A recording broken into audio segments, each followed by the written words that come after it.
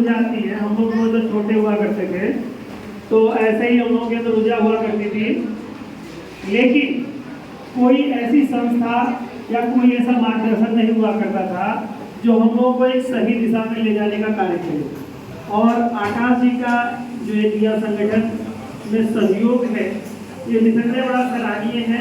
आप सभी अभी बहुत छोटे हैं, अभी नहीं जानते हैं आप कि हमें करना क्या एक्चुअल में चाहिए और क्या करने से हमारा राष्ट्र निर्माण होगा और हमारा खुद का निर्माण होगा।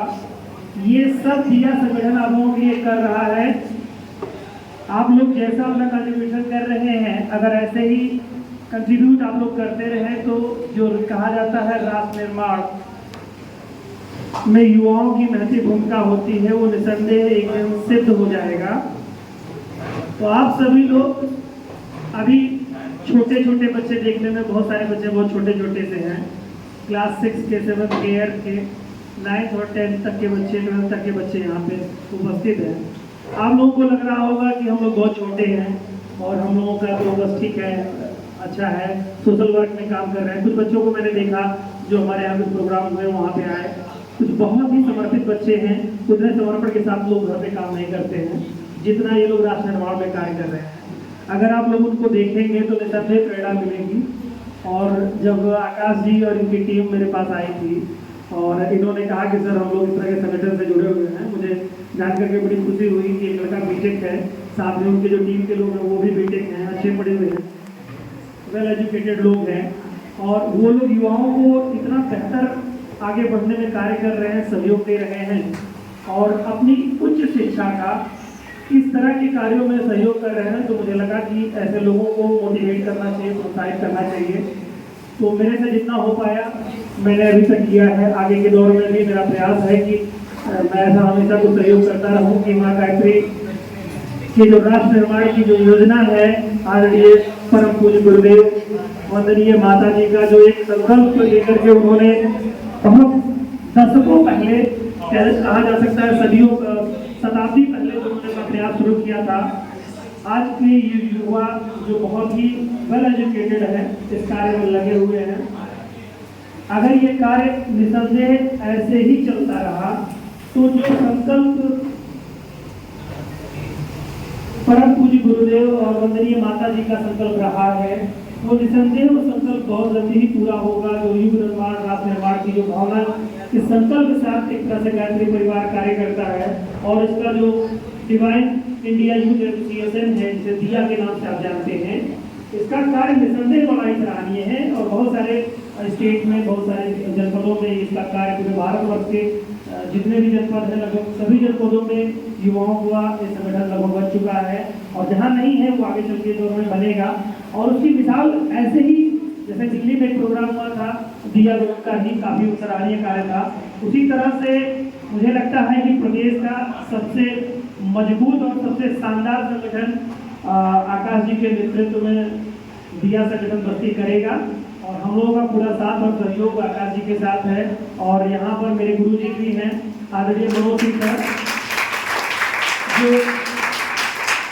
जो हमारे जब मैं आप लोगों की तरह छोटा था, इंटर में मैं भी पढ़ता था, तो सर ने केमिस्ट्री हमको पढ़ाई है।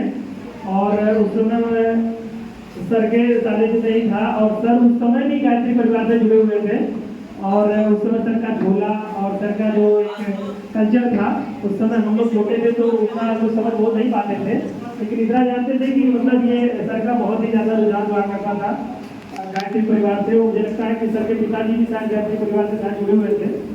तो सर का तो बड़ा ही आध्यात्मिक रहा। और मैं सोचता था कि केमिस्ट्री का इतना बड़ा जानकार आदमी, इतना बड़ा लेक्चरर आदमी है और वो कहाँ ये परिवार और पूजा और कहाँ पाठ होते, इस तरह की चीज़ें थी। लेकिन ये है जो मैंने देखा कि उस समय सरकारी सेवा में नहीं थे।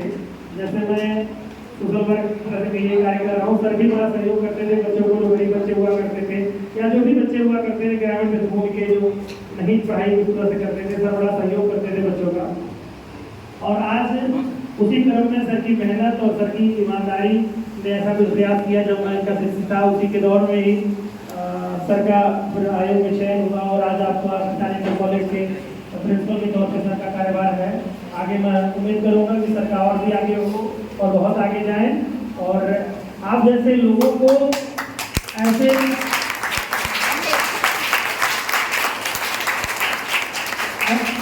लोगों का सानिध्य प्राप्त है तो आप लोग निसंदेह जान लीजिए कि आप लोग बहुत ही सही दिशा में हैं। देखिए होता क्या है, जैसे बहुत सारे टीचर्स ने अभी आप बहुत सारे सब लोगों ने अपनी बातें बताई हैं। युवाओं को अगर मैं कहूँ कि धर्म से जुड़ जाओ और धार्मिक क्रियाकलाप करो तो शायद युवाओं को नहीं भाता है। कारण क्या है कि युवा होता है, युवाओं में संवेदनाएं बहुत तेज होती हैं और युवा जो होता है वो युग निर्माण का कार्य करता है। उसके पीछे क्यों कहा जाता है, इसके पीछे का सिद्धांत ये है, अगर आप मनोविज्ञान पढ़ेंगे तो जो टीनेजर होती है, पहले तो 18 सालों को हुआ करती थी अधिकतम, आजकल के दौर में बच्चे बहुत शुरू से ही स्कूलिंग शुरू कर देते हैं। तो मुझे लगता है कि 22 साल तक बच्चे बहुत ही एक तरह से कहिए कि परिवर्तन के दौर में होते हैं। उनके अंदर शारीरिक मानसिक हर तरह का परिवर्तन होता है। बड़े हो चुके होते हैं, समाज में बाहर निकल रहे होते हैं। इसके पहले जब तक वो बच्चा इंटर तक रहता है तब तक बड़े प्रतिबंध उठते रहते हैं, बाहर नहीं निकलना, ये नहीं करना, वो नहीं करना। जैसे ही वो ग्रेजुएशन में जाता है वो एक तरह से खुले पंछी की तरह उड़ने लगता है और जब वो उड़ने लगता है तो कोई जरूरी नहीं है कि सही दिशा में ही उड़ रहा हो। कभी कभी ऐसा होता है कि वो भटक जाता है। वो चूँकि बाहर का एनवायरनमेंट ऐसी संगत ही ऐसी रहती है कि बच्चे वहाँ जाके भटक ही जाते हैं। क्योंकि समाज में इस तरह के जो मल्टीमीडिया का एक दौर चल रहा है, इलेक्ट्रॉनिक मीडिया का दौर चल रहा है, इसमें बहुत सारी चीज़ें अच्छी होती हैं, बहुत सारी चीज़ें बुरी होती हैं। जैसा कि मैंने कहा कि युवाओं का जो रुझान होता है वो हर तरह का, उनको हार्मोनल बहुत सारे परिवर्तन हो रहे होते हैं। बच्चा तात्कालिक जिम्मेदारियां उसके ऊपर आई हुई होती है तो बच्चे निश्चित तौर से गलत ट्रैक पे जाना बहुत ज़्यादा प्रेफर करते हैं। तो गलत और सही का चुनाव कैसे करें वो दोस्तों के माध्यम से करते हैं। अब दोस्त उसके जैसे होंगे वैसे उसकी संगत हो जाएगी, चाहे वो लड़की हो चाहे वो लड़का हो। तो जो जिला संगठन अपना कार्य कर रहा है वो खासतौर से युवाओं को जगाने का कार्य कर रहा है। अगर आपके अंदर मौलिकता होगी, नैतिकता होगी, तभी जा करके आप कुछ अच्छा कर पाएंगे। सिर्फ कहने से, सिर्फ स्कूलिंग अच्छी कर लेने से, किसी स्कूल में अच्छे से पढ़ लेने से, तो आगे सिलेबस को कवर कर लेने से, UP board, CBSE board, ICSE board, किसी बोर्ड में पढ़ लेने से कोई बहुत क्रिएटिव व्यक्ति नहीं बन पाता है, बहुत बन सकता है। अगर उसको कुछ अच्छा आदमी बनना है तो उसके अंदर एक नैतिकता मॉरलिटी होनी चाहिए। वो नैतिकता मॉरलिटी उसको स्कूलों से मिलती है अगर अच्छा स्कूलिंग वहाँ पर हो रही है, और नहीं होती है तो समाज के ऐसे संगठन जैसे दिया संगठन है या गायत्री परिवार में जो संगठन है, ये आपको नैतिकता सिखाते हैं, भाईचारा सिखाते हैं, कैसे समाज में रहना है, कैसे बात करनी है, कैसे कल्चर में रहना है, किस तरह से बर्ताव व्यवहार करना है। बहुत सारी बच्चियां देख रहा हूँ मैं, बहुत अच्छे स्कूलिंग मुझे लगता है अच्छे परिवारों से बिलोंग करती हैं बच्चियां। अच्छे परिवार का मतलब मेरा ये है रिच फैमिली से नहीं, मेरा मतलब ये है संस्कार के परिवार से। मैं देख रहा हूँ एक बच्चियां हैं जो गिलास उठा रही हैं, जो कि जूठे गिलास है, लड़के हैं जूठे गिलास उठा रहे हैं। यहाँ पर इतना ईगो रहता है कि लोगों को अपने ही खास लोगों का जूठा गिलास नहीं उठाते हैं। तो ये सब एक तरह से कहिए कि राष्ट्र निर्माण में या आपके अंदर एक नैतिकता लाने में एक बहुत ही बड़ा योगदान है। और ये योगदान अगर आप लोग शिद्दत के साथ इस संगठन से जुड़े रहेंगे, कार्य करते रहेंगे, ये संगठन इतने अच्छे लोगों से जुड़ा हुआ है, जैसा कि मैंने बताया आदरणीय मनोज सिंह सर हैं, और केमिस्ट्री से सर का बहुत अच्छा स्पेशलाइजेशन है, और केमिस्ट्री, फिजिक्स या मैथ इस सब्जेक्टों को आप जानते हैं कि बहुत बेहतरीन सब्जेक्ट माने जाते हैं ये। और इन्हीं के दौर से आदमी बोलता है हम साइंस स्ट्रीम के हैं, आर्ट स्ट्रीम के हैं। ऐसे लोग जुड़े हुए हैं जो कि विशेषज्ञ हैं अपने क्षेत्र के।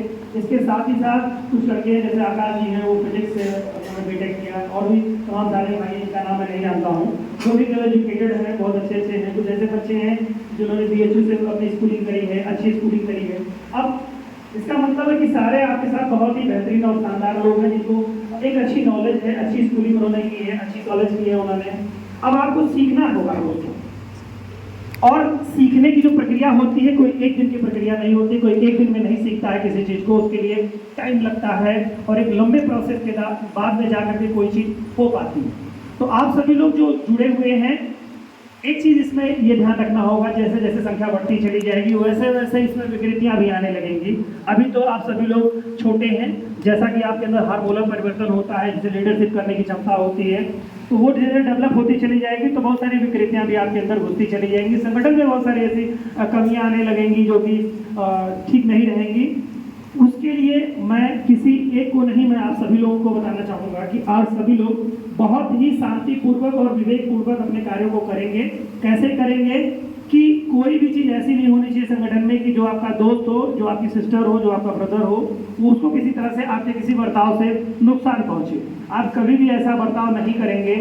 आज नहीं, मैं कभी की बात कर रहा हूँ, जब तक इस संगठन में आप रहेंगे, अभी तो छोटे हैं, आगे चलेंगे, जब तक आप अपने जीवन में सफल नहीं हो जाएंगे तो ये संगठन, क्योंकि ऐसा संगठन है कि आप इससे बच नहीं पाएंगे का मेरा मतलब ये है कि अगर आपको IAS बनना है, आपको BCS बनना है, आपको इंजीनियरिंग में जाना है, आपको मेडिकल सेक्टर में जाना है, तो सब कुछ ये संगठन अपने साथ पिरोए हुए है।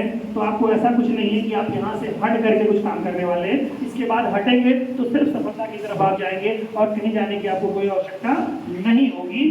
तो इस नाते आप लोगों को मेरा ये कहना है कि जिस शिद्दत और जिस ईमानदारी के साथ आप सभी सिस्टर्स और ब्रदर्स ये काम कर रहे हैं, अच्छे से करते रहे काम को, और समय समय पर जो धार्मिक कार्य हो रहे हैं उसमें आदरणीय सभी वरिष्ठजन हैं, मैं किसी का नाम नहीं जानता हूं, लेकिन सभी आदरणीय वरिष्ठजनों से मेरा ये कहना है, ये आपको थोड़ी सी एक तरह से बताएंगे कि आध्यात्म क्या चीज़ है, आध्यात्म करने से क्या फायदा होता है, योग मेडिटेशन का क्या इंपॉर्टेंस है। योग का जन्म भारत में हुआ, मेडिटेशन भारत की ही देन है, और आज देखिए 21 जून को आप देखते हैं योग दिवस के रूप में मनाते हैं, पूरा विश्व मनाता है, हम ही नहीं मनाते, पूरा विश्व मनाता है। तो योग मेडिटेशन क्या करता है, आपके अंदर एक धैर्य ले आता है, आपके अंदर सहनशीलता लाता है, प्रेशर को झेलने की आपके अंदर जो योग्यता है डेवलप करता है। इससे आप आने वाली परिस्थितियों का सामना करने के लिए सक्षम हो पाते हैं। कैसे आप इस समाज का सामना करेंगे, विकट परिस्थितियों का सामना कैसे करेंगे, जब आप अधिकारी बनेंगे, जब आप डॉक्टर बनेंगे, तो आपके सामने बहुत सारे प्रेशर आएंगे। आप लोगों ने संभवतः देखा होगा या नहीं देखा होगा, मैं आपको बताऊं कि जितने भी IAS अधिकारी होते हैं उनके ऊपर बड़ा प्रेशर होता है। जितने भी IB के अधिकारी हैं, इंटेलिजेंस ब्यूरो जिसे कहा जाता है, CBI के अधिकारी हैं, इनके ऊपर बड़ा प्रेशर होता है।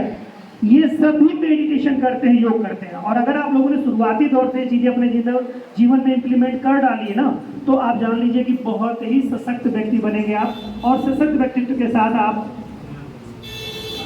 जब इस समाज में आएंगे तो आपको कोई भी परिस्थितियां डरा हिला नहीं पाएंगे, और आप मजबूती के साथ इस चीज़ का सामना करने के बाद में अपनी सफलता को आप प्राप्त कर पाएंगे।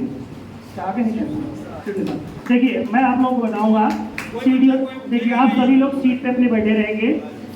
आज आप लोगों के सम्मुख जनपद के वरिष्ठतम अधिकारियों का आगमन होने वाला है, कुछ समय उपरांत अभी वो आएंगे। आदरणीय CDO महोदय अभी नहीं आ रहे हैं, अभी आने वाले हैं। ठीक है, ठीक, सुनिए, चलिए बात आप लोगों के सामने अभी कुछ और भी हमारे बड़े वरिष्ठ लोग उपस्थित हैं जो अपनी बातों को रखेंगे। अभी CDO साहब आएंगे, और CDO कौन होता है मैं आप लोगों को बता दूं थोड़ा 1 मिनट में। CDO जो होता है ये चीफ डेवलपमेंट ऑफिसर होता है जनपद का। ये सबसे बड़ा एक पद होता है जो कि डेवलपमेंट का सारा कार्य देखता है। और आज आपके सामने CDO महोदय आएंगे। CDO भी एक बहुत ही आप जैसे मध्यम वर्गीय परिवार से बिलोंग करने वाले व्यक्ति हुआ करते थे परिवार से। उन्होंने मेहनत की, शैक्षणिक कार्य किया, मेहनत की, पढ़ाई की, और आज वो इस तरह के गणमान्य पद पर आसीन है। वो आप लोगों के सामने आएंगे तो आप लोगों को ऐसा बर्ताव अपने अंदर करना होगा, ऐसी चीज़ें करनी होंगी, उनसे कुछ सीखना होगा कि कैसे क्या चीज़ें हैं। तो आपको ऐसा कोई बर्ताव नहीं करना होगा कि जिससे कि असहजता सी महसूस हो। जितने भी बच्चे बाहर हैं या जहाँ पर भी हैं, आप लोग एक ऐसा नहीं कोई प्रोग्राम करेंगे कि जैसे कोई शादी का फंक्शन है और हम लोग भीड़ में खड़े हैं। आप लोग एक सौम्यता का बर्ताव करेंगे, जहाँ भी जो भी खड़ा होगा, जहाँ भी कोई बैठा होगा, इस तरह का कल्चर दिखना चाहिए कि जैसे लगे कि उनको प्रेरित हो कि अगले किसी और प्रोग्राम में वो आपके हमारे साथ आ सके। आप लोगों को अभी तो ये प्रोग्राम डिस्ट्रीब्यूशन का है, जो लोग बाहर गए थे, हरिद्वार गए थे, उन लोगों का है। आगे आप लोगों को और सेमिनार हम लोग लेंगे जिसमें आप लोगों को कैरियर काउंसलिंग के बारे में चर्चा करेंगे कि आप अपने भविष्य में क्या करें, इन सब चीज़ों पर बात करेंगे। तो बाकी और भी हमारे तमाम सारे वरिष्ठ लोग बैठे हुए हैं जो अपनी बात को कहेंगे, आप लोग उनको भी धैर्यपूर्वक सुनिए। उसके बाद में फिर हम लोग आगे मिलते हैं, आगे बात करते हैं। धन्यवाद दोस्तों, बहुत बहुत धन्यवाद आदरणीय दीपक आर्य सर, जिन्होंने गायत्री परिवार को इतनी गहराइयों से समझा। हम कृतज्ञ हैं आपके, पूरा गायत्री परिवार कृतज्ञ है आपके प्रति, जो आप ऐसी भावनाएं रखते हैं गायत्री परिवार के। और इसी कड़ी को आगे बढ़ाते हुए जितनी गायत्री परिवार में लोग जुड़े हुए हैं, समाज से जुड़े हुए हैं,